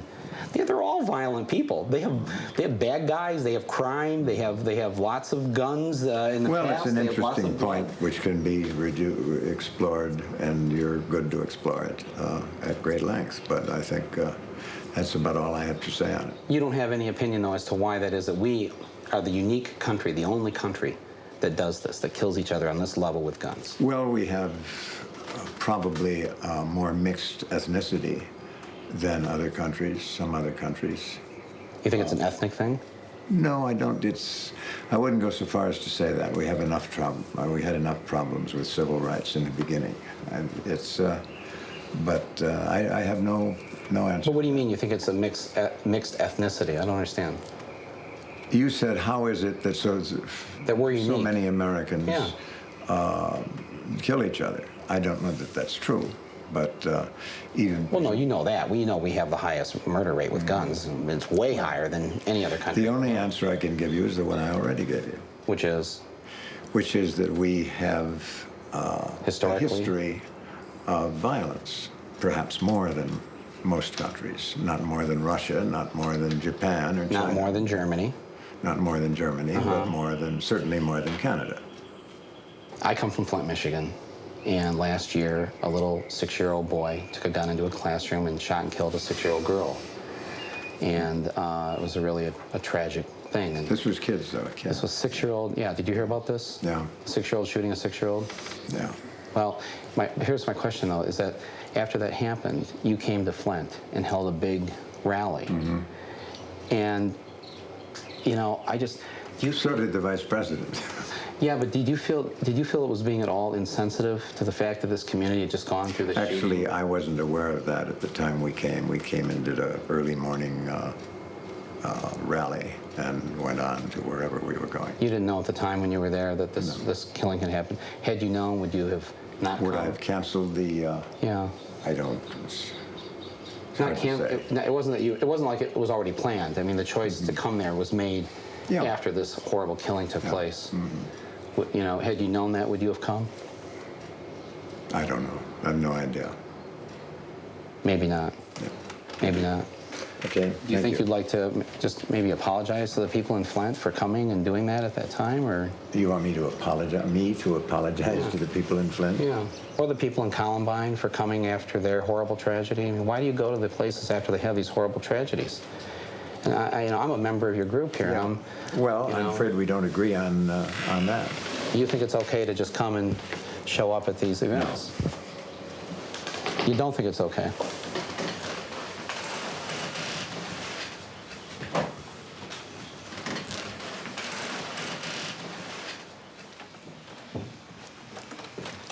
Mr. Heston, just one more thing. This is who she is, or was. This is her. Mr. Please don't leave. Mr. Heston, please, take a look at her. This is the girl.